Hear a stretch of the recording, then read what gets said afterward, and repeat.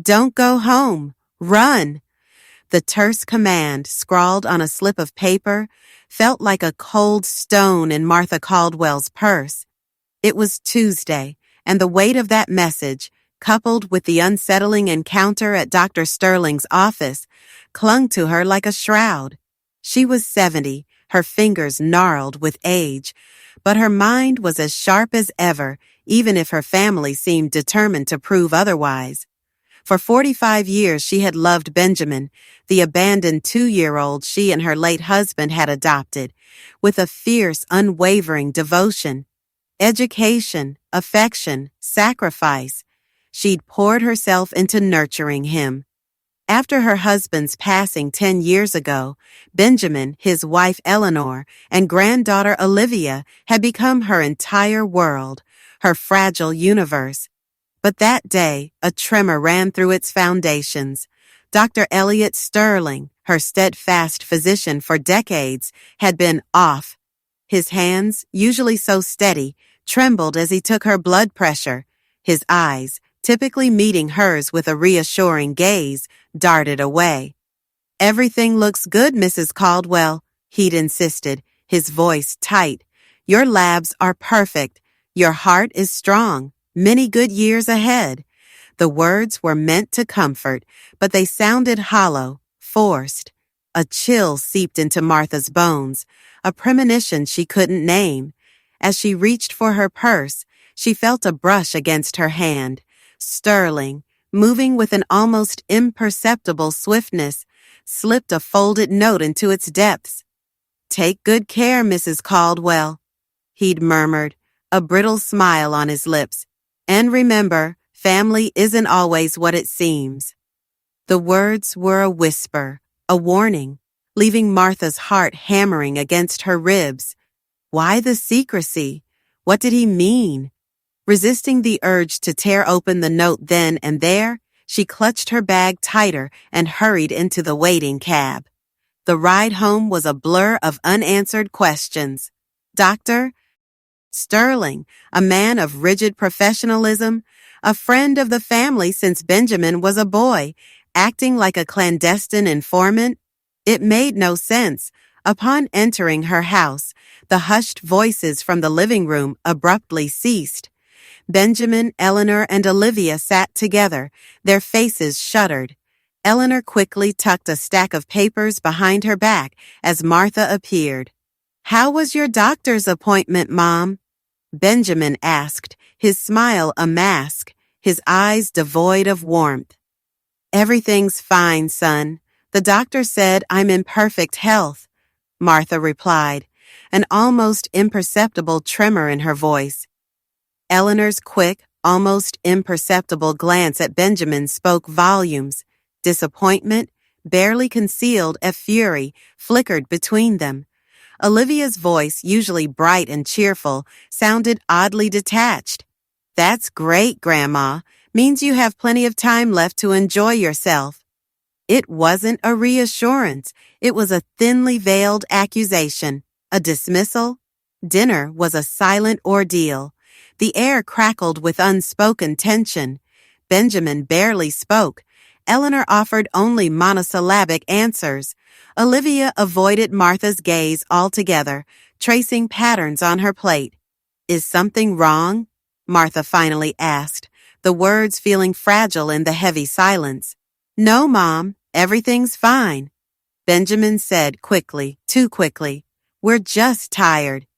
Her heart a leaden weight, Martha retreated to her room. The doctor's note.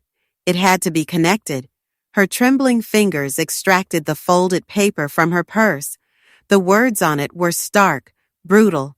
"Mrs. Caldwell, your family was here yesterday. Eleanor asked me about your mental state and if I could certify that you need special care. They want to put you in a nursing home. They also asked about your inheritance and assets. Don't go home. Run. Dr. Sterling."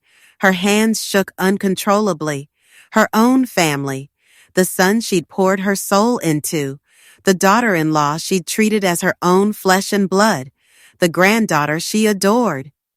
Suddenly, the strange looks, the whispers, the hidden papers, all clicked into place. They weren't disappointed that she was in good health.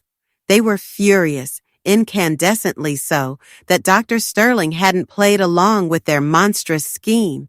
Sleep was impossible. Every creak of the old house, every rustle of the leaves outside, echoed the frantic pounding of her heart. How could the people for whom she'd sacrificed everything be plotting against her? At 2 a.m, muffled voices drifted up from the kitchen. Stealthily, Martha crept towards her bedroom door, pressing her ear to the cool wood. Benjamin, Eleanor, and Olivia. Their voices were low, but clear enough for every horrifying word to pierce through the silence. The damn doctor wouldn't cooperate, Eleanor seethed, her irritation sharp as a knife. I explained to him that the old lady is losing her mind, that she sometimes doesn't recognize anyone, that she leaves the gas on, but he insisted she's perfectly fine.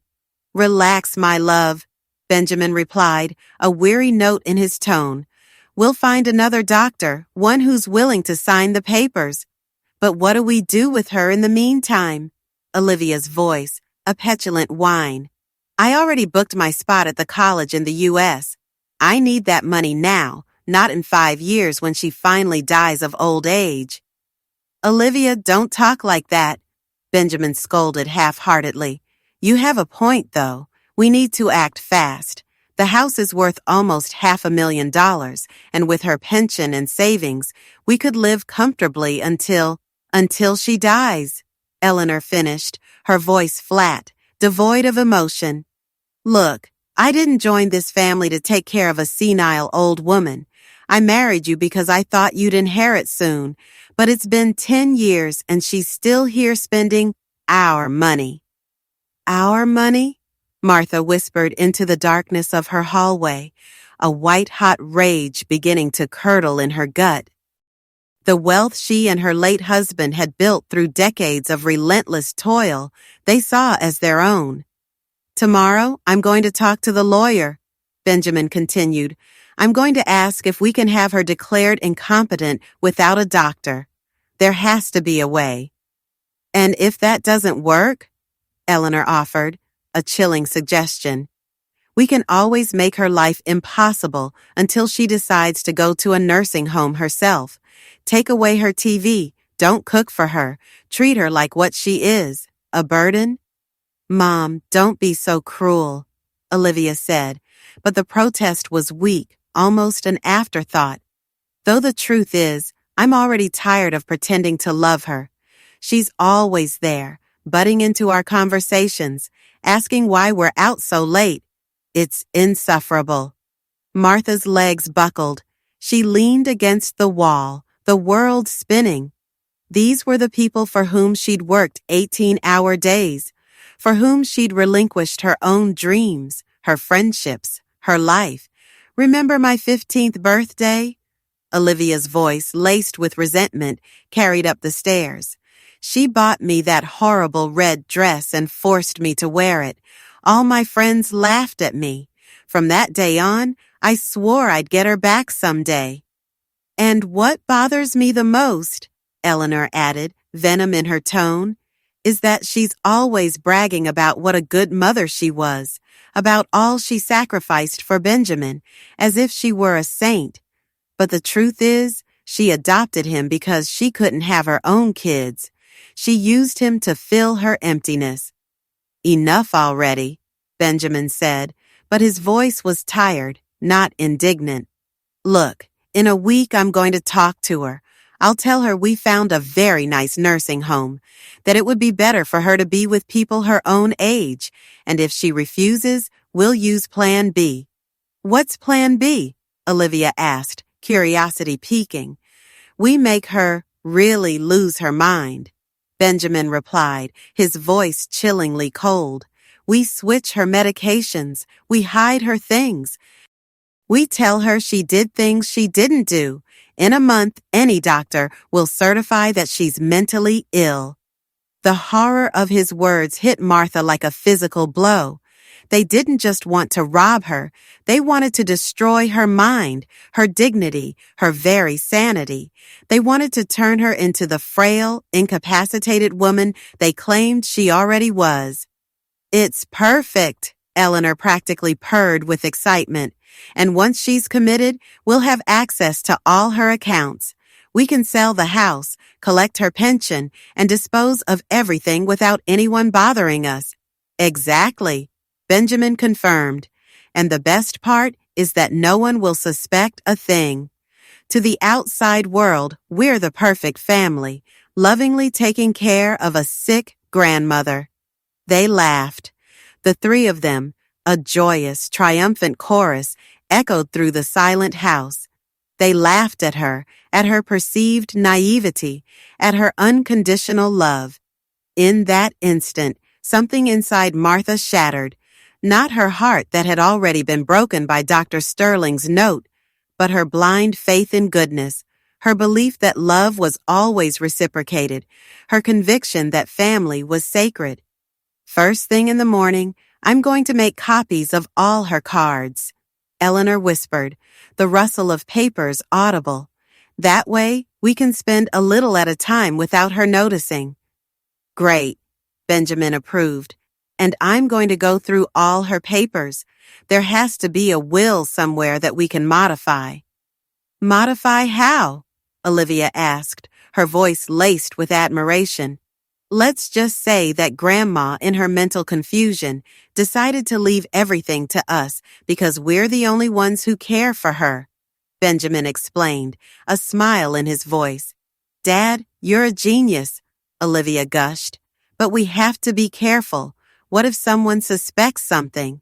No one's going to suspect anything, Eleanor reassured her, her voice dripping with contempt. She has no friends, no family besides us. She's a lonely old woman who is completely dependent on us. Who's going to defend her? They were right. She had no close friends, having lost touch with most of them when her devotion to Benjamin became all-consuming. No siblings, her parents long gone. She was, to the world, utterly vulnerable, a lone island in a sea of connivance.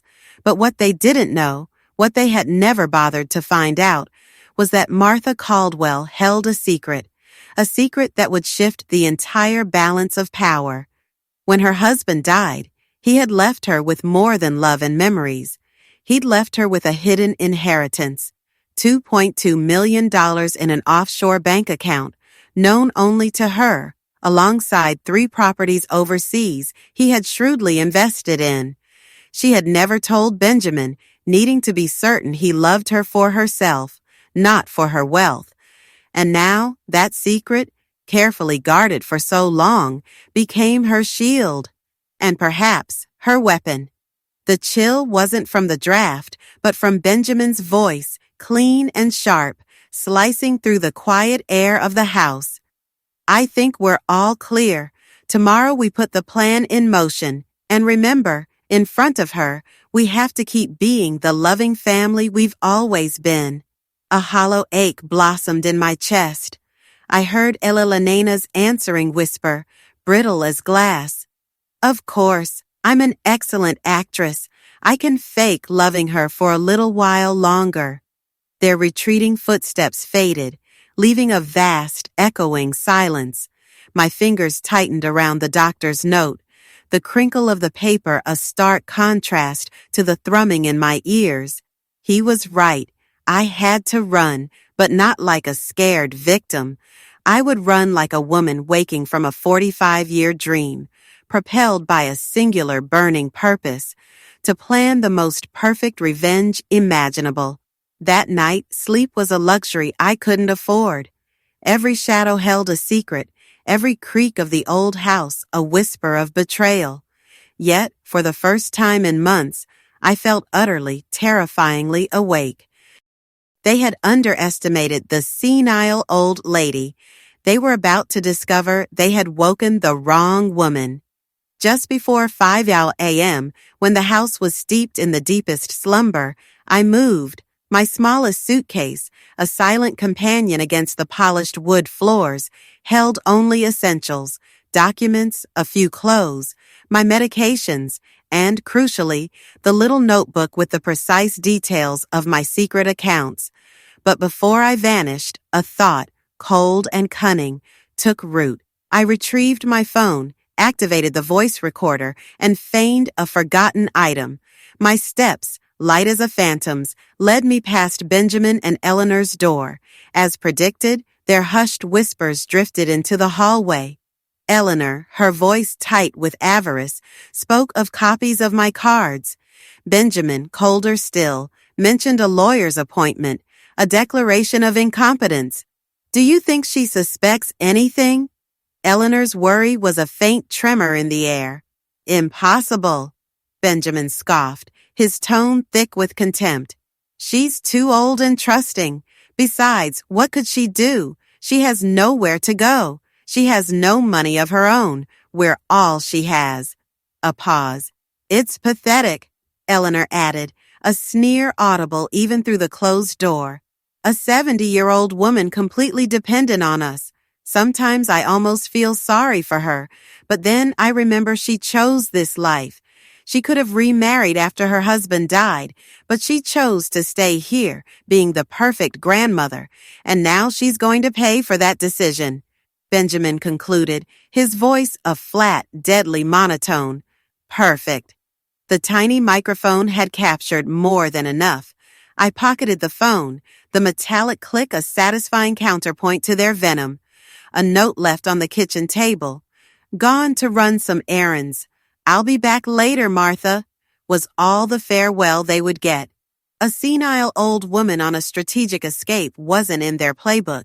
A cab glided me through the pre-dawn quiet to the nearest bank. It was Wednesday morning. I had hours before they stirred. Patricia, the young teller, watched me with a curious tilt of her head as I withdrew $5,000 in crisp bills. Are you sure, ma'am? That's a considerable amount to carry around. Her concern felt genuine, a brief flicker of warmth in the encroaching chill. Completely sure, I replied, the words firm. Personal matters. Next, the Grand Imperial Hotel, a fortress of discretion. The receptionist, elegant and poised, inquired about my stay. Not sure, I mused, a phantom smile touching my lips. A week, several months, depends on how certain family matters unfold. She nodded, a flicker of professional understanding in her eyes, and assigned a suite on the 10th floor. The elevator climbed, a slow ascent into a new world. Terror warred with exhilaration. For the first time in decades, every decision was mine alone. The suite, a luxurious expanse of city views and muted elegance, swallowed me whole. I sank onto the sofa, the meticulously arranged pillows offering scant comfort, and let the storm break. Tears, hot and furious, streamed down my face. I cried for the 45 years poured into a son who saw only an obstacle. I cried for humiliations born unknowingly. I cried for the woman I had been before I became their despised, perfect grandmother. Then a quiet click. The tears stopped. I wiped my face, the raw emotion hardening into resolve. My notebook, a silent confidant, emerged. First, contact overseas financial advisors. Second, hire the city's best lawyer. Third, find a top private investigator. At 2 p.m., my phone shrieked, Benjamin, Mom, where are you? It's 2 in the afternoon. His voice held a practiced worry, but beneath it, the distinct rasp of irritation. I'm fine, son, I said, my voice unnervingly calm. Decided to take a day for myself. It's been a long time. A day for yourself? What does that mean? Where exactly are you now? The irritation flared. In the city, taking care of some things. A partial truth. Don't worry, I'll be back when I'm finished. Mom, this isn't like you. Eleanor is worried. Olivia is worried. You always let us know. For the first time, I heard it. Panic. not for my well-being, but for his lost control. You know what, Benjamin? My voice was steady, surprising even myself. I'm 70 years old. I think I'm old enough to make my own decisions about where to go and what to do. A heavy silence stretched. Mom, you're scaring me. You don't sound like yourself. Are you taking your medications? The trap was laid, the first seed of mental unwellness planted. I'm perfectly fine, son. I've never been better. I hung up, the click echoing in the hushed suite. The phone off, I savored the quiet. They would call obsessively, but I needed peace. That afternoon, Dr. Graham Montgomery, head of the city's most prestigious law firm, received me personally. The mention of my willingness to pay opened doors surprisingly fast. I need complete legal protection, I explained, playing the recordings for him. My family is trying to have me declared incompetent to take control of my assets, but I have recordings that prove it's a conspiracy. Dr. Montgomery listened, his face a canvas of escalating gravity. Mrs. Caldwell, he said finally, his voice low, this is very serious. What your family is planning constitutes elder abuse, conspiracy to commit fraud, and potentially forgery of documents. We could prosecute them criminally. That's exactly what I want, I affirmed, a steel rod in my spine. But strategically, I want them to pay in the most painful way possible. A slow smile bloomed on Dr. Montgomery's face. Mrs. Caldwell, I think you and I are going to work very well together. My best team will handle your case, but I need everything, absolutely everything. I recounted it all, adopting Benjamin, my husband, the decades of sacrifice, the secret inheritance. He took meticulous notes. Do you know exactly how much money you have in your secret accounts? He asked, his gaze sharp. $2.2 million in cash, plus 3 overseas properties worth approximately $1.5 million more. He stopped writing, his eyes widening with newfound respect. Mrs. Caldwell, you are not just a victim. You are a very powerful woman who has been underestimated. We are going to use that power. For the first time in days, I truly smiled. The war had begun, and now I had the weapons. That night, in the quiet luxury of my suite, I turned on my phone. 37 missed calls from Benjamin, 15 from Eleanor, 8 from Olivia.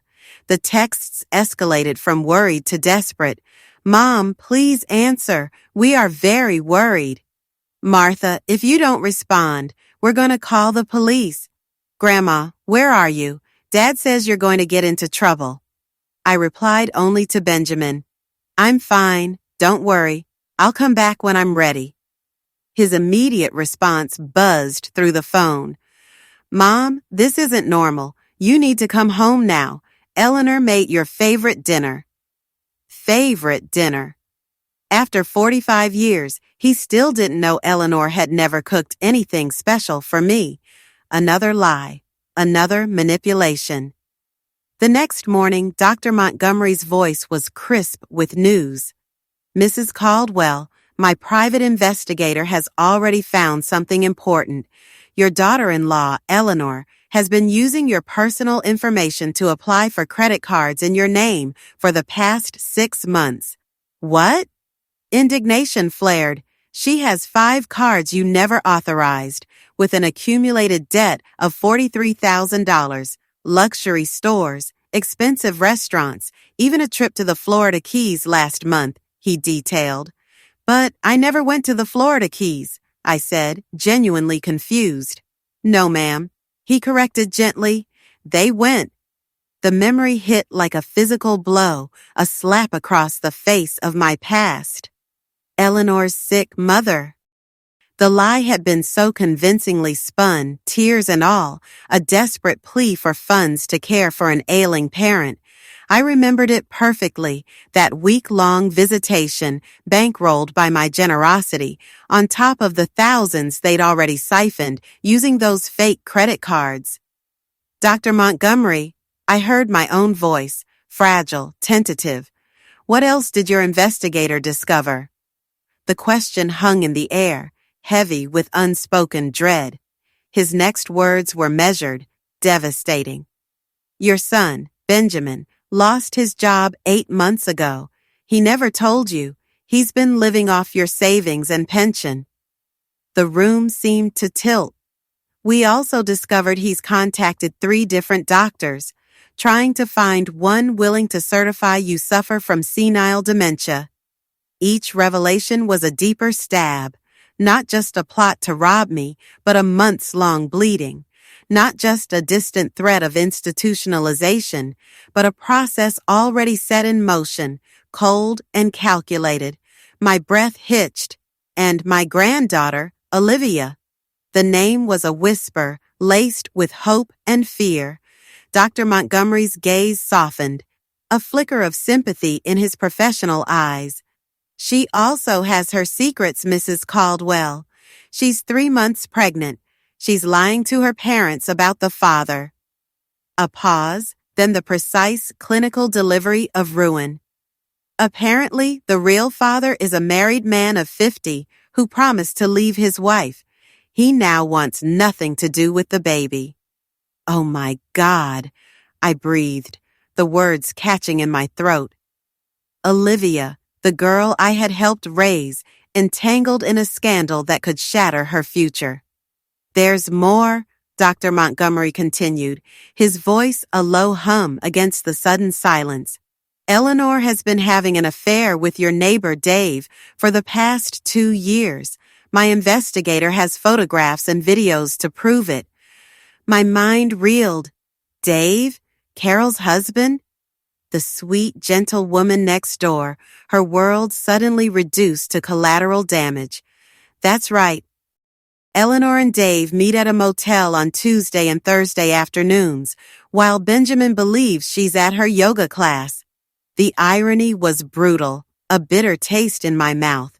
While they meticulously plotted my destruction, branding me mad to seize my assets, each one of them was living a grotesque charade, a web of deceit far more twisted than any delusion they imputed to me. A fierce resolve ignited within me, burning away the shock. Dr. Montgomery, I said, my voice steadier now, resolute. I want all of this documented, every lie, every theft, every betrayal. When the time comes, I want irrefutable evidence for everything. Of course, Mrs. Caldwell, but I have a suggestion. Instead of confronting them immediately, what do you think of letting them dig their own grave a little deeper? His eyes held a knowing glint. That afternoon, a decision formed. I hadn't done it in years, but it felt right, a declarative act of reclamation. New clothes. I went to the city's most elegant boutiques, bypassing the familiar conservative racks. I emerged with 3 exquisite dresses, an elegant black, a vibrant red, and an emerald green that seemed to hum with newfound power. New shoes, a genuine leather handbag, and then the city's most exclusive salon. Sophia, the young stylist, worked on my hair for 3 hours. Her fingers moved with an artist's precision. "Ma'am, you have beautiful hair," she murmured, gently teasing a curl. "Why have you neglected it so much?" "Because for a long time," I replied, the truth unvarnishing. I thought it wasn't worth taking care of myself. I thought my only function was to be the invisible grandmother who takes care of everyone else. "Well," Sophia declared, her voice firm, "those days are over. When I'm done with you, you're going to look like the queen you've always been." She was right. When I finally met my reflection, a stranger gazed back. My hair, a modern, elegant cut, framed a face illuminated by subtle highlights. I looked powerful. That night, alone in the hotel restaurant, the moment arrived. I dialed Benjamin's number. "Mom, finally! Where the heck have you been?" His voice crackled with fury, not worry. "Taking care of myself, son," I replied, my tone flat, calm. You know, I hadn't taken time for myself in years. It's been very revealing. Mom, this has to stop. You can't just disappear like this. We're your family. We have a right to know where you are. A right? I repeated, letting the word linger, a silent challenge across the miles. Since when does my family have a right over me? Since you started acting erratically, he shot back, impatience bleeding into his voice. There it was again, the carefully planted seed of instability. Erratic? I feigned confusion, a theatrical beat in our unfolding drama. Does it seem erratic to you that a 70-year-old woman decides to take a few days for herself? Yes, when that woman has never done anything like that before. Mom, I think you need to talk to a specialist. You're acting very strangely. A specialist? I played along, keeping my voice light, innocent. What kind of specialist, Benjamin? A psychologist, Mom. Someone who can help you with these behavioral changes. Perfect. He had just admitted his intentions on a recorded line. You know what, son? I said, a faint smile touching my lips. You're right. I do need specialized help. I could almost hear his sigh of relief on the other end. I'm glad you understand, Mom. Yes, I understand perfectly. I need a specialist in family fraud, a specialist in elder abuse, and a specialist in psychological manipulation, because that's exactly what you all have been doing to me. The silence was sudden, absolute, and deafening. Mom, what are you talking about? The question was a strained whisper. I'm talking about the fact that I know everything, Benjamin. I know about the fake credit cards Eleanor took out in my name. I know about your plan to have me declared incompetent. I know about the doctors you've contacted. I know everything. Mom, that's ridiculous. I don't know what you're talking about. I think you really do need medical help. You know what else I know, Benjamin? My voice was colder now, edged with steel. I know you lost your job 8 months ago, and you've been living off my money while lying to my face. I know about the trip to the Florida Keys that you paid for with my stolen money. I know many other things that are going to surprise you a lot when you see them in court. You're delirious, he stammered, but the conviction had drained from his voice, replaced by a nascent panic.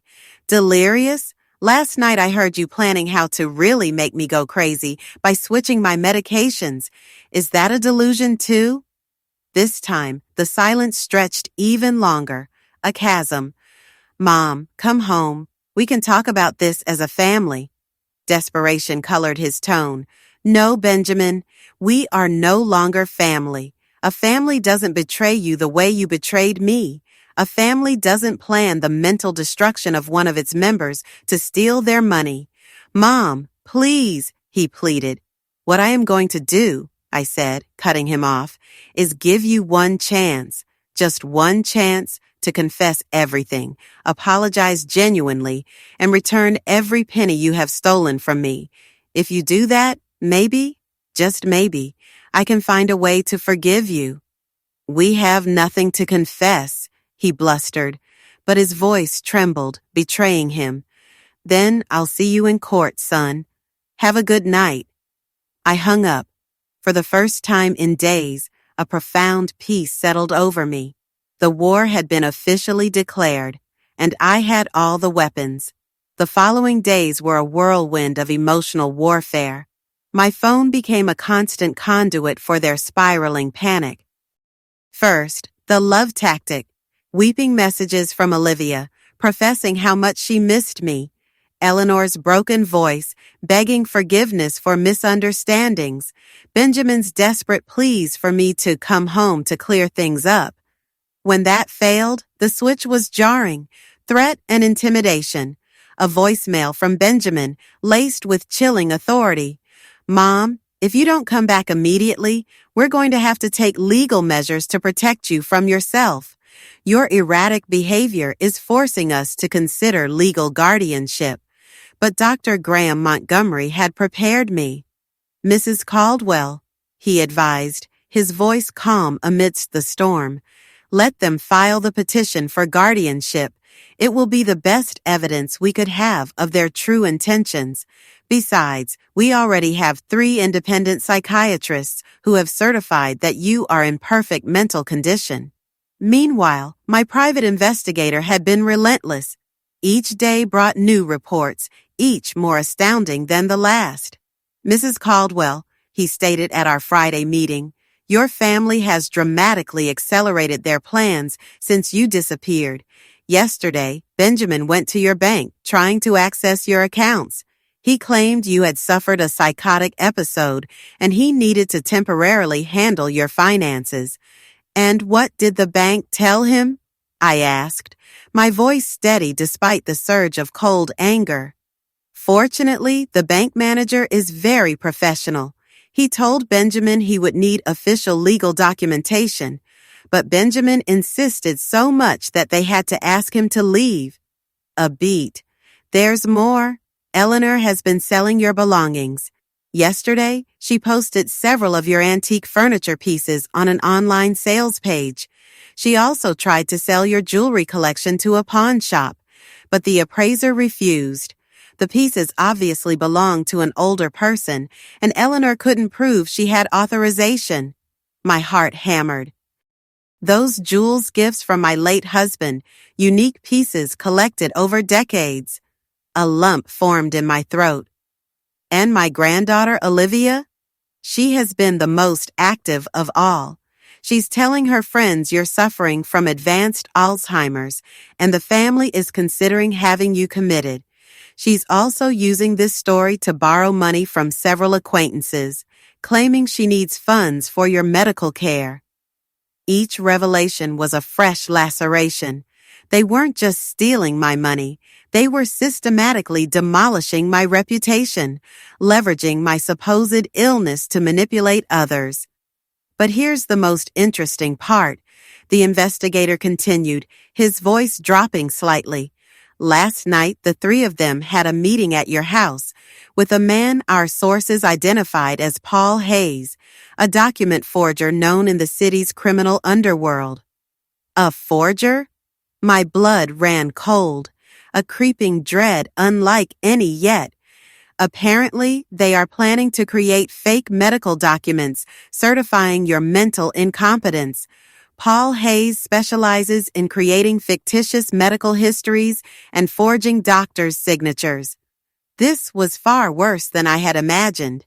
Not only did they want to steal from me, Dr. Montgomery, they were willing to commit multiple serious crimes to do so. The phone line hummed with the weight of my words. I think it's time to accelerate our plans. If we wait any longer, they're going to have fake documents that could complicate things. I agree, Mrs. Caldwell. His voice was calm, almost reassuring. Are you ready for Phase 2? Phase 2. Brilliant in its ruthless simplicity, not a direct confrontation, but a stage built for their public incrimination. Monday morning arrived, crisp and bright. I dressed in a new elegant black dress, chosen for its authority, and layered my jewels, not for vanity, but as armor. My destination, the city's most prestigious real estate office. An appointment, I'd said, to view luxury properties, specifically homes over $1 million. Rick, the real estate agent, dapper and radiating practiced charm, met me with an outstretched hand. Mrs. Caldwell, a pleasure. I understand you're interested in acquiring a high-value property? That's right, I replied, my voice steady, confident. I'm looking for a house that reflects my new stage of life, something elegant, modern, with good security. His smile widened. Perfect. I have 3 properties that might interest you. What Rick didn't know was that my private investigator had orchestrated every detail. At precisely 11 that morning, just as we would be touring the second property, Benjamin, Eleanor, and Olivia would coincidentally appear at this very same office. We were deep into a sprawling mansion visit, admiring a panoramic view, when familiar voices drifted up from the main entrance. A slight catch in my breath, quickly subdued. Excuse me, Rick, I said, turning with a composed smile. I believe some acquaintances have just arrived. Descending the grand staircase, I saw them. The three, dressed in their Sunday best, huddled with another agent. Benjamin's voice, a little too loud, carried up to us. We're interested in selling a property. It's my mother's house, but she's ill, and we have legal power of attorney to handle her affairs. Power of attorney? The agent queried, a note of professional skepticism in his tone. Could you show me the documentation? Eleanor, caught off guard, stammered, Well, we're still processing the official papers. But it's just a matter of days. We want to get a head start on the appraisal process. Hello, family, I announced from the bottom of the stairs, my voice ringing clear through the polished lobby. All three heads snapped toward me. The mask of polite concern evaporated, replaced by raw horror. Benjamin's face went chalk white. Eleanor's mouth gaped, wordless. Olivia literally recoiled, a small step back like a doll on a string. Mom? Benjamin stammered, his voice thin. What are you doing here? The same thing you are, apparently, I replied, my gaze lingering on his bewildered face as I walked closer. Although I'm buying, not selling. Rick, ever the professional, stepped beside me, a polished smile on his lips. Do you know these people, Mrs. Caldwell? Unfortunately, yes, I sighed, a performance of weary regret. This is my family, or at least that's what I thought until recently. Mom, we need to talk. Benjamin tried, his voice attempting authority but dissolving into a desperate plea. About what, Benjamin? I countered, my voice a silken whip. About how you were planning to sell my house without my authorization? About the fake documents you're processing? Or about that power of attorney you just mentioned that doesn't exist? The other real estate agent shifted uncomfortably, his confusion evident. Excuse me, he interrupted, but if there's a legal conflict over the property, we cannot proceed with any appraisal until it's resolved. There's no conflict, Eleanor cried, her voice rising, verging on hysteria. It's just that she hasn't been right in the head lately. Not right in the head? I repeated, my voice now carrying across the entire office, drawing every eye. Is that why I'm here buying $1.5 million house with my own money? Rick's jaw dropped. $1.5 million, Olivia whispered, her eyes wide with a sudden dawning awareness of her own miscalculation. Oh yes, dear granddaughter, I said, a sugary sweetness coating my words. It turns out your senile grandmother has a lot more money than you thought. I pulled out my phone, dialing Dr. Montgomery's number. Doctor, I'm at Richardson Associates Realty. My family is here trying to sell my property without authorization and claiming they have power of attorney over my affairs. Could you send someone from your office to document this situation? Of course, Mrs. Caldwell. Someone will be there in 15 minutes. I hung up, looking at Benjamin, Eleanor, and Olivia, with a calmness that surprised even myself. Now, I announced, letting the words hang in the air, we're going to wait for my lawyers to arrive. They're going to explain to everyone here exactly what legal documents you have, how you obtained them, and why you believe you have the right to sell my property. Benjamin surged forward. Mom, this is a misunderstanding. We can solve it at home. No, I said, taking a deliberate step back, raising my hand. There is nothing left to solve at home. I no longer have a home, at least not with you in it. Eleanor began to cry, but these were panic-stricken, not sorrowful, tears. Martha, please, we're family. Everything we've done has been for your own good. For my own good? I asked, my voice rising, cutting through her pleas. Stealing my money with fake credit cards was for my own good? Planning to forge medical documents was for my own good? Hiring a criminal to fake my medical history was for my own good?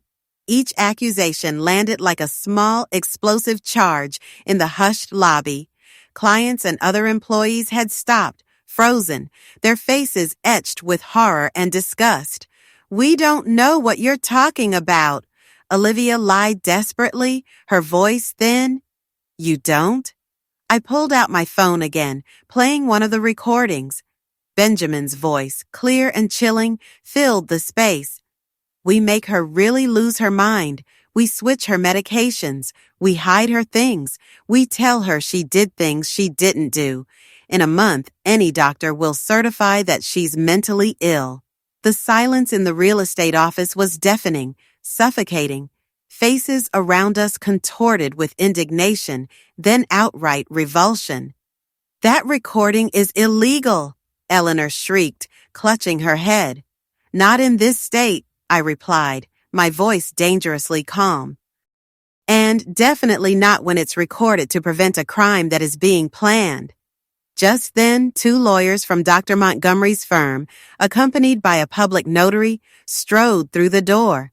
"Mrs. Caldwell," one began, "we are from the Montgomery and Associates firm. We understand there are some people here who claim to have legal authority over your affairs." "That's right," I confirmed. "I would like you to officially document that these 3 people have no legal power over me, my properties, or my finances, and that any attempt to exercise such authority constitutes fraud." The lawyer turned to Benjamin. "Sir, could you show me the documentation that supports your authority to sell Mrs. Caldwell's property?" Benjamin opened and closed his mouth, a fish out of water. "We're in the process of—" "In other words," I interjected, "they don't have any documentation, because they don't have any authority. What they do have is a criminal plan to steal everything I own." The public humiliation was just beginning. As we exited the building, my family followed, their pleas and shouts echoing in the street. "Mom, wait!" Benjamin cried. "Can't we fix this? It's all been a terrible misunderstanding." "Grandma, please," Olivia sobbed. "I love you. You can't do this to us." Eleanor, however, had abandoned all pretense of affection. "You're a bitter old woman," she shrieked as I climbed into the waiting cab. "You've used us all these years. Benjamin gave you the best years of his life, and this is how you repay him." "The best years of his life?" I turned to her from the cab window, my voice low, deadly. "Do you mean the years I worked 18 hours a day to support him? The years I gave up my career, my friends, my social life to raise him? Those years you chose to adopt him?" Eleanor spat, venom lacing every syllable. "No one forced you, and now you pretend we owe you eternal gratitude." "I don't pretend you owe me gratitude," I replied, the chill in my voice sharper than any blade. "I just pretend that you don't steal from me, that you don't betray me, and that you don't plan to drive me crazy to get my money." Apparently, that was too much to ask. I signaled the driver. The cab pulled away, leaving them shouting on the curb, their desperate voices fading into the city's din. That afternoon, Dr. Montgomery summoned me to his office, a smile I hadn't seen before gracing his lips. "Mrs. Caldwell, I have extraordinary news. Your family made a critical mistake after the incident at the real estate office." "What kind of mistake?" I asked, a flicker of apprehension mixed with anticipation. In their desperation, Benjamin went directly to the document forger, Paul Hayes, and paid him $50,000 in advance to speed up the creation of your fake medical documents. $50,000? Where did they get that much money? From the credit cards they took out in your name, and apparently Eleanor sold her car. But here's the best part. Paul Hayes is an FBI informant. He has been collaborating with the authorities for the past 6 months to dismantle a document fraud ring. I was speechless, a slow, cold realization spreading through me. "You mean, my family is not only being investigated for family fraud, but they are now under federal investigation for conspiracy to commit medical document fraud. The FBI, Dr. Montgomery confirmed, his smile broadening, has audio and video recordings of the entire transaction. That night, from the sanctuary of my hotel suite, I resolved to do something I'd long considered, but always deferred. I would confront each member of my family, not face to face, but wielding a far more potent weapon. I opened my laptop and created an account on the country's most popular live streaming platform. My title was simple, direct, and devastating. A grandma tells the truth about her family. At 8 that evening, I started my first live stream. The initial count showed only 3 viewers, but then, to my surprise, the number began to climb rapidly. "Good evening," I began, looking directly into the camera, my voice steady, clear. "My name is Martha Caldwell. I'm 70 years old, and tonight I'm going to tell you a story that will change the way you see perfect families." In 20 minutes, over 500 viewers had joined. By the end of the hour, more than 3,000 strangers were hanging on my every word. I told them everything, from Benjamin's adoption to Dr. Sterling's secret note, from the fraudulent credit cards to the chilling plans to declare me insane. The glow of the screen painted my face in shifting blues as I replayed the recordings, each syllable a fresh cut. Documents I'd meticulously compiled lay spread, a roadmap of calculated malice, each betrayal highlighted, annotated. What a horrible family! The live comments scrolled, a torrent of righteous fury. "Mrs. Caldwell, you are a warrior." "Sue them. Make them pay for everything. My grandmother went through something similar." "Thank you for being so brave." Validation. A fragile shield against a lifetime of hurt. But then, midway through the stream, the screen flashed. "Incoming call."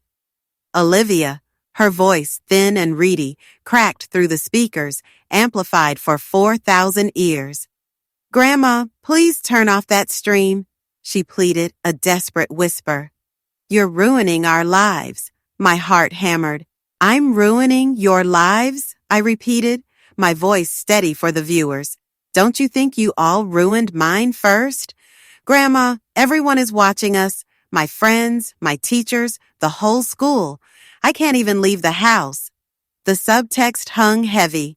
"My comfort matters more than your destruction." "And how do you think I would feel?" I countered, the pain a cold, sharp blade. "If you had me committed to a nursing home against my will, declared mentally incompetent, and stole all my money." A beat of silence. That was never going to happen. We were just exploring options. "Exploring options?" I roared, the composure I'd clutched so tightly for days, shattering like glass. The cafe patrons, visible through my webcam, flinched.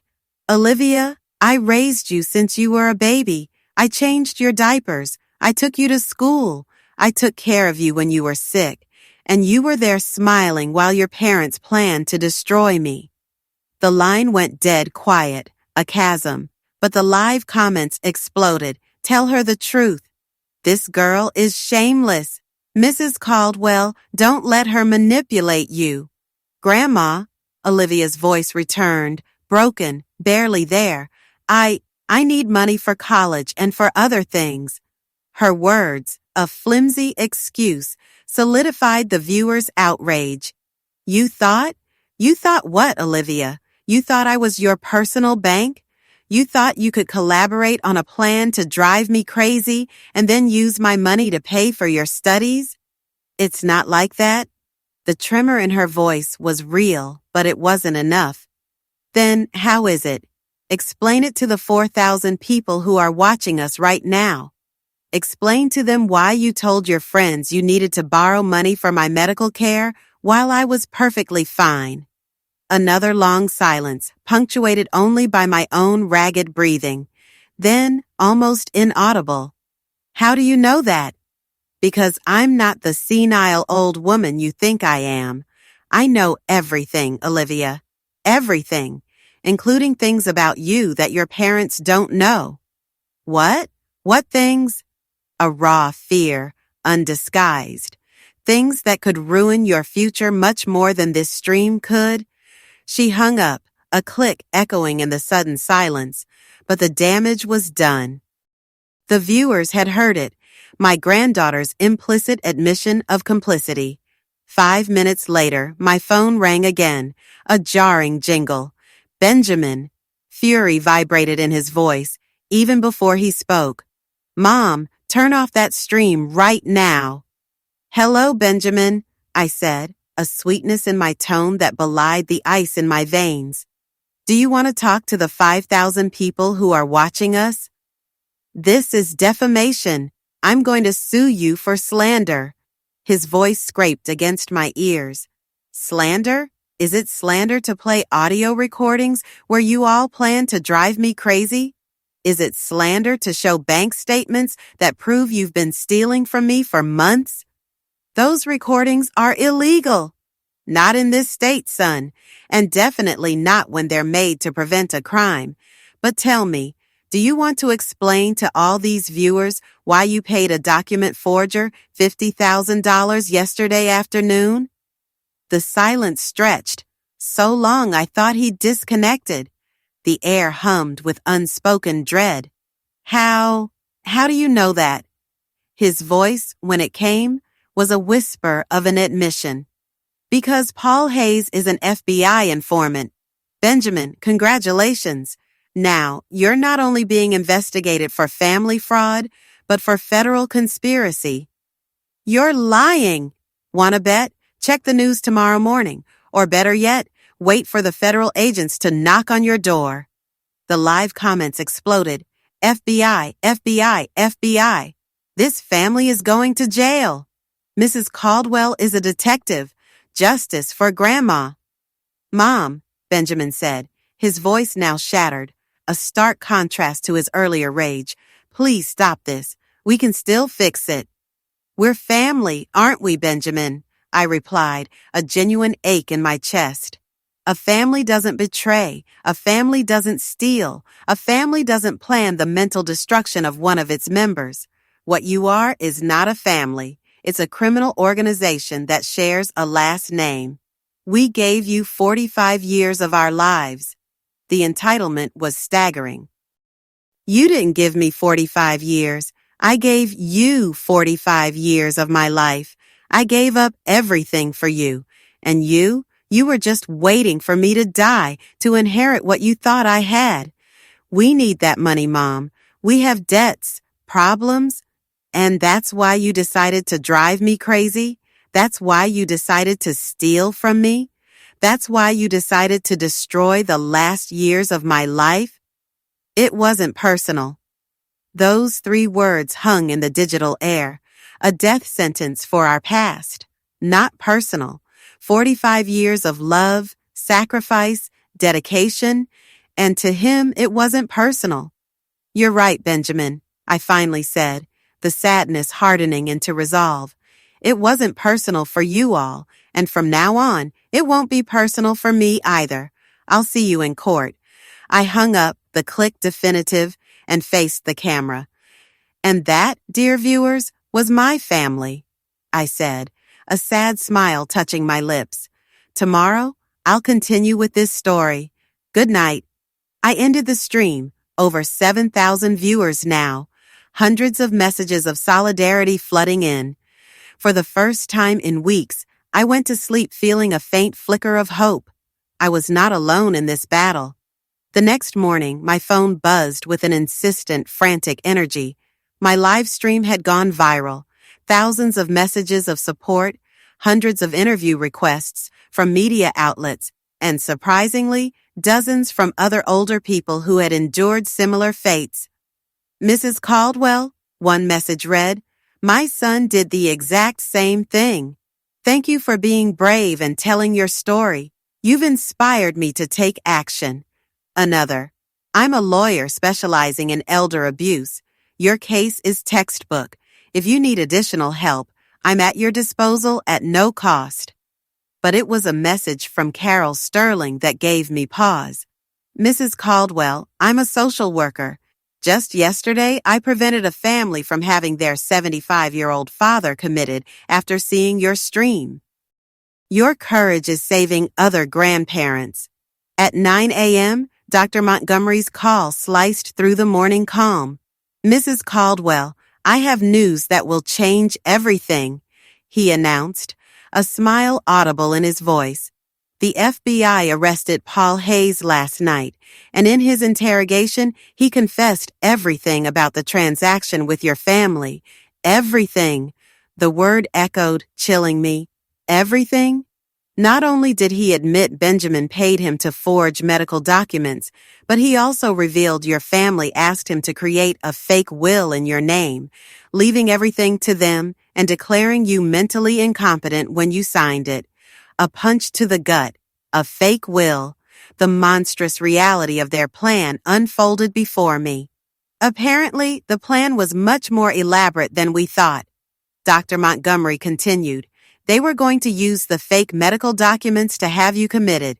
Then they would present the forged will, and finally, wait for you to die in the nursing home to legally inherit everything. My God, I whispered, the air heavy with the weight of their malice. How long had they been planning this? According to Paul Hayes, Eleanor first contacted him 4 months ago.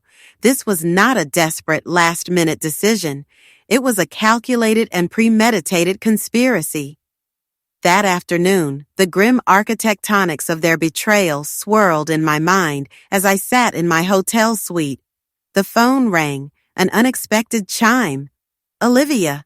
For the first time in weeks, her voice sounded truly broken. Grandma, can we please talk? Just you and me. What for, Olivia? For you to lie to me again? For you to try to manipulate me emotionally? The cynicism felt like a shield.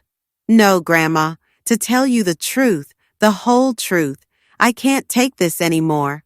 Something in her voice, a thread of genuine despair, gave me pause. I decided to risk it. Okay, but it will be in a public place, with witnesses, and I'm going to record the entire conversation. Whatever you want, just please. We met at the hotel lobby cafe.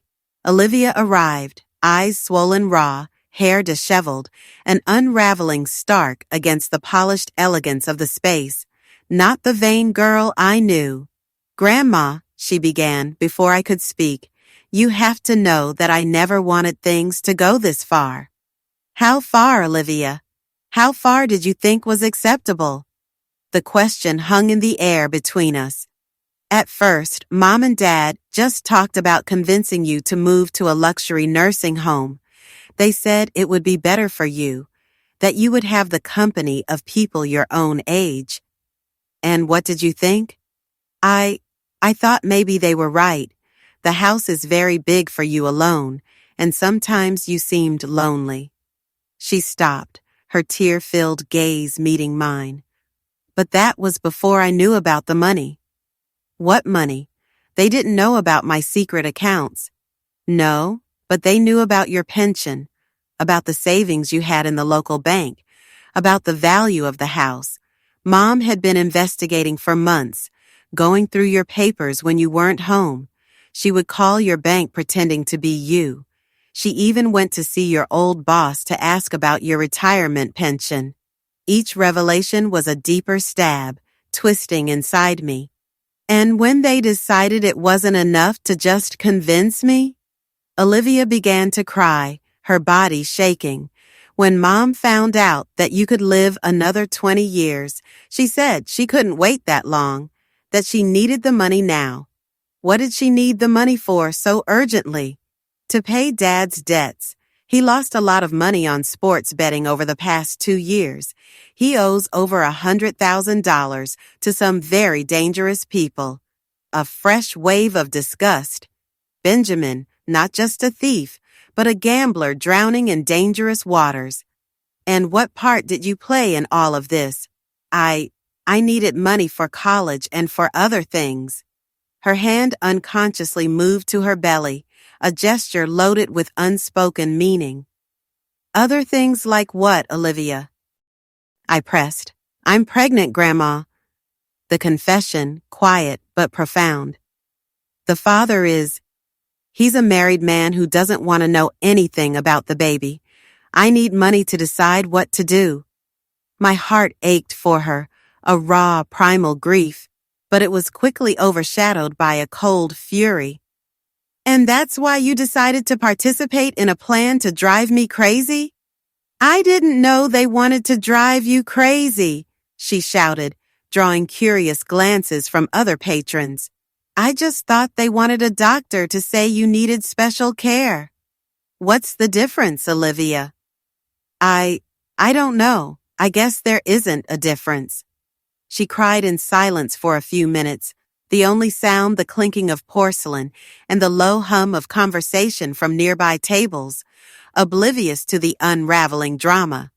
Grandma, when you left, everything fell apart. Olivia's voice, raspy and choked, cut through the sterile quiet of the diner. Mom and Dad do nothing but fight. Mom says it's Dad's fault for gambling. Dad says it's Mom's fault for being too ambitious, and I'm stuck here, pregnant and terrified. Her eyes, wide and bruised with sleeplessness, met mine across the cracked Formica tabletop. So, what do you want from me now? I leaned back, a cold knot tightening in my stomach. I want you to forgive me, Grandma, and I want you to know, if you testify against Mom and Dad, I'm going to tell the truth. Everything I know, everything I saw, everything I heard. The silence stretched, heavy with unspoken questions. Why now? Why change sides? I processed the unexpected offer, a flicker of suspicion mingling with a desperate, unwelcome hope. Why would you change sides now, Olivia? A raw, desperate confession spilled out. Because last night Dad told me that if everything goes wrong, they're gonna say I was the one who came up with the idea to steal your jewels. They're gonna say I manipulated them because I needed money for drugs. Her voice broke. Drugs? I don't do drugs, Grandma, but Dad says it's more credible to blame the rebellious teenager than to admit they planned everything. My breath caught, the cold, calculated cruelty of it. Not only had they betrayed me, but now they were ready to sacrifice their own daughter to save themselves. Do you have proof of what you're telling me? Olivia's hand, trembling slightly, reached for her phone. I have recordings of all their fights since you left. I have text messages where they plan to blame me. I have videos of Mom counting the money she got from selling your jewels. The screen glowed, a testament to their duplicity.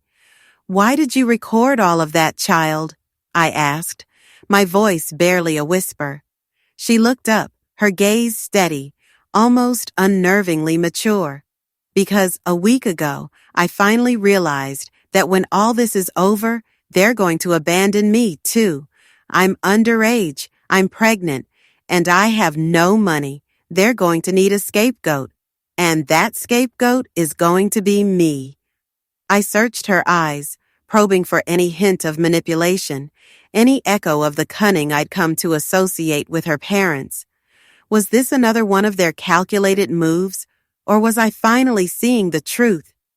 Olivia, I said, my voice grave, if you decide to testify against your parents, your life will change forever. Your relationship with them will be completely over.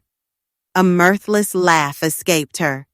My relationship with them is already over, Grandma, from the moment they decided to use me as part of their plan against you, and then decided to sacrifice me to save themselves.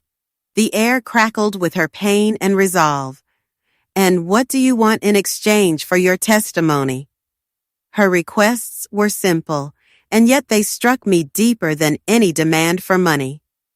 I want you to help me finish high school. I want you to help me make the right decision about my pregnancy, and I want you to teach me how to be a strong woman like you. For the first time in weeks, A fragile spark of our old connection ignited within me.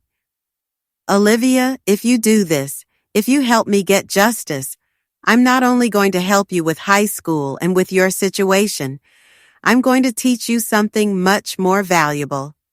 She leaned forward, hope in her eyes. What? I'm going to teach you that real family is not defined by blood, but by loyalty, respect, and genuine love, and that sometimes protecting yourself means moving away from toxic people, even if you share their last name. Olivia extended her hand across the table, her gaze firm. Deal, Grandma. I shook her hand, a tremor of certainty running through me. This moment, I knew, marked the beginning of the end for Benjamin and Eleanor. Deal, my girl, I affirmed, my voice ringing with a newfound strength. But now you're my ally, and allies protect each other. Are you ready for that responsibility? A determined light entered her eyes. More ready than I've ever been for anything in my life. The day of the trial arrived with a speed that felt almost disorienting. In just 3 weeks, Dr. Montgomery had meticulously built a case so unassailable that even my family's expensive lawyer had recommended they plead guilty to negotiate a lesser sentence. But Benjamin and Eleanor, blinded by their hubris, refused. They insisted on a trial, convinced they could still sway the jury with the polished facade of a loving family, caring for a confused grandmother. Finally, the dawn of the first day in court. I arrived dressed in my sharpest black suit, a quiet strength radiating from me, with Olivia by my side. She had moved into the hotel with me for the duration of the legal process, a silent pact of solidarity. Are you nervous, Grandma? She asked, her voice hushed as we ascended the courthouse steps. The morning sun glinted off the polished brass rails.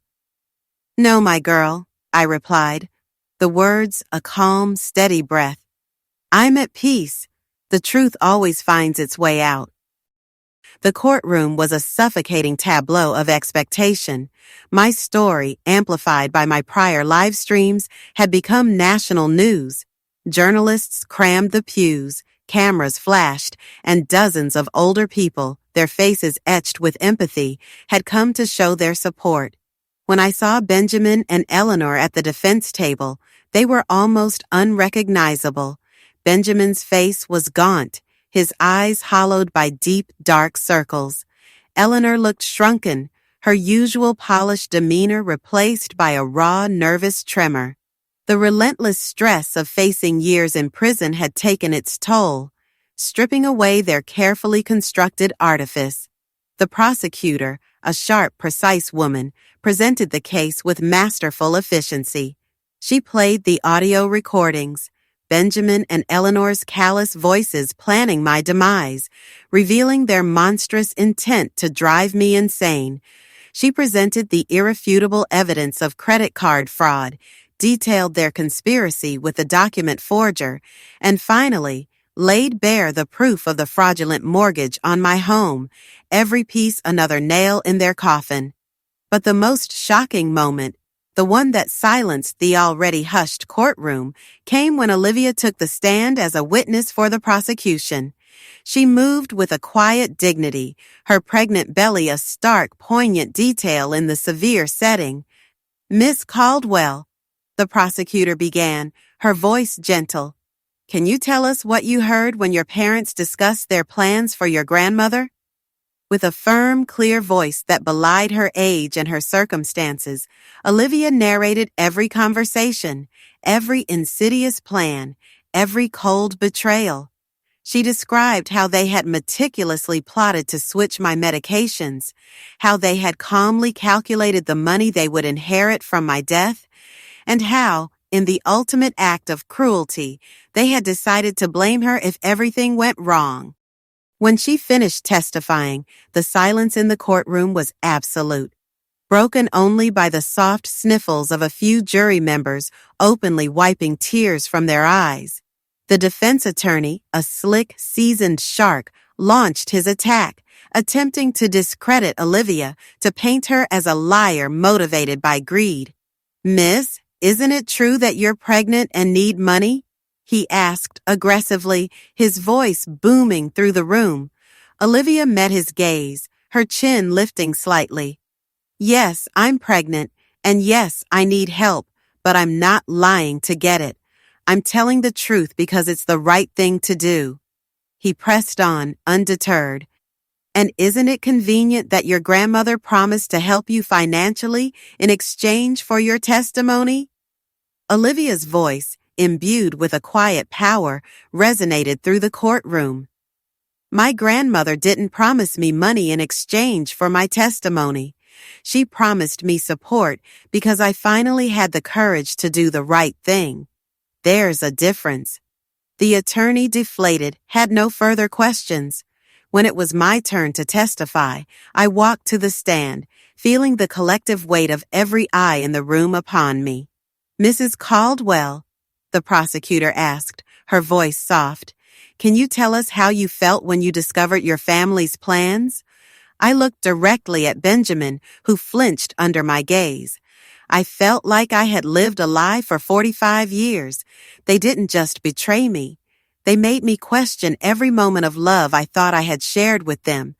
They made me wonder if I was ever anything more than an obstacle between them and my money. "And how do you feel now?" Her question was a gentle invitation. "Now I feel free," I stated, my voice strong, resonating with conviction. "Free from the lies, free from the manipulation, and free from the obligation to love people who never truly loved me." The defense attorney, in a desperate attempt, tried to portray me as a vindictive, wealthy woman exaggerating for effect. "Mrs. Caldwell, isn't it true that you have millions of dollars that you never mentioned to your family?" he challenged. "It's true that I have resources they were unaware of," I admitted, my voice unwavering. "But those resources do not justify conspiring to drive me crazy, stealing my identity, or forging legal documents." His voice rose, tinged with feigned outrage. "Don't you think your family deserved to know about that money?" I looked at him, a faint, almost imperceptible smile touching my lips. "Deserved? Why? For planning my forced commitment? For stealing from me for months? For betraying me in the cruelest way possible?" The trial lasted 5 exhausting days. In the end, the jury deliberated for precisely 2 hours, a blink in the eye of justice, before returning with a unanimous verdict. Guilty on all counts. Benjamin was sentenced to 12 years in prison for conspiracy, fraud, forgery of documents, and elder abuse. Eleanor received 10 years for the same charges, with additional penalties for mortgage fraud. When the judge read their sentences, Eleanor crumpled, sobbing uncontrollably, her tears a stark contrast to Benjamin's blank, empty stare, as if his soul had already departed. As we walked out of the courthouse, the throng of reporters swarmed us. "Mrs. Caldwell," one bold journalist called out, "do you feel that justice was served?" I paused, the afternoon sun warm on my face, as I looked toward the liberated horizon.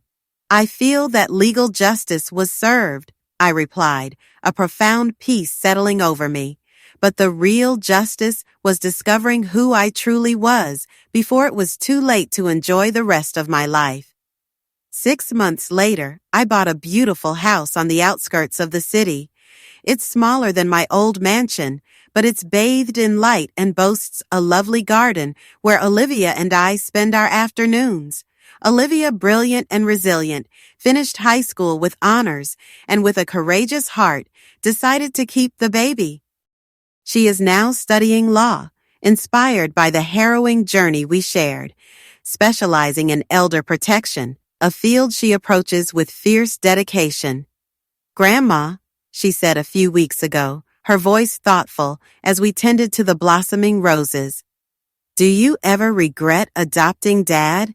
I smiled, gently caressing the soft petals. "I don't regret adopting him," I replied. I only regret not having understood sooner that kindness should never be practiced at the cost of self-destruction. She looked at me, her eyes seeking wisdom. And what did you learn from all of this? I leaned on my gardening trowel, gazing at the vibrant life around me. I learned that real family is not defined by blood or shared years. It is defined by mutual respect, genuine loyalty, and unconditional love.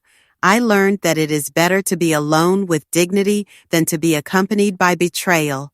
And I learned that it is never too late to start over. Now, at 71, I live the fullest life I've ever known.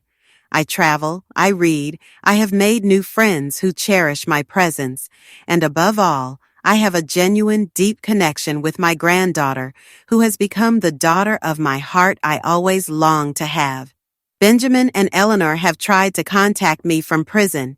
Their letters arrive, but they go directly to the trash, unopened. Some doors, once closed, should never be opened again.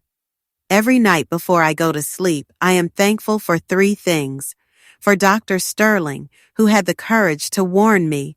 For my own innate strength, a resilience I never knew I possessed. And for discovering that endings can also be magnificent beginnings if you have the courage to write your own story. Kindness is still a guiding principle in my life, but now I practice it with wisdom. I volunteer, supporting other older people facing similar dark situations.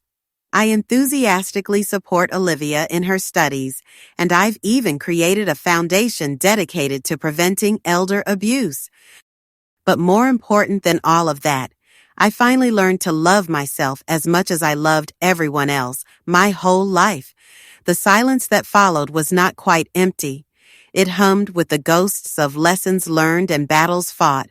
A silence so profound, it felt like the air itself had swallowed the last word.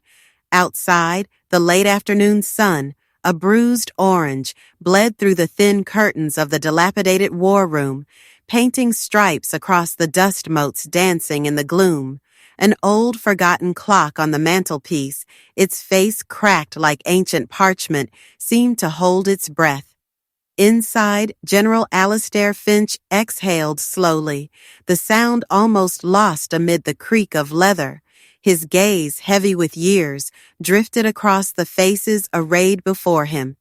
They were seasoned men and women, veterans all, yet in their eyes he saw a flicker of something he'd hoped they'd outgrown, a yearning for certainty, a need for a singular crystalline truth. He straightened, his uniform, still impeccably tailored despite countless campaigns, rustling faintly. "Understand this?" Finch continued, his voice softer now, almost a murmur, yet it commanded the room with the force of a drawn blade.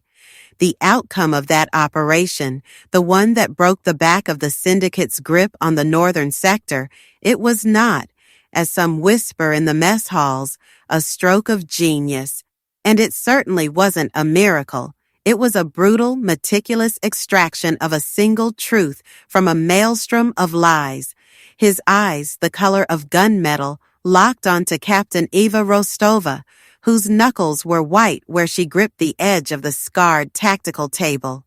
He paused, letting the weight of the past settle. The initial intelligence, Operation Chimera, as it was codenamed, pointed to a simple defection. A low-level courier, a foot soldier named Kalen, offering critical data in exchange for passage.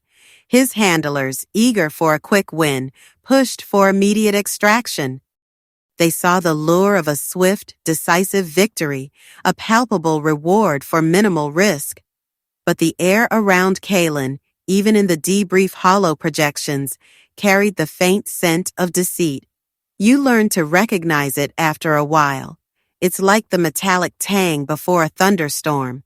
The silence tightened, no one daring to interrupt the rhythm he was building. Finch paced slowly, his boots thudding softly on the worn floorboards, a counterpoint to the quiet tension. The data Kalen supposedly carried the schematics for their new communications scramblers was meticulously authenticated, or so it appeared. Every line of code, every encryption key, every timestamp.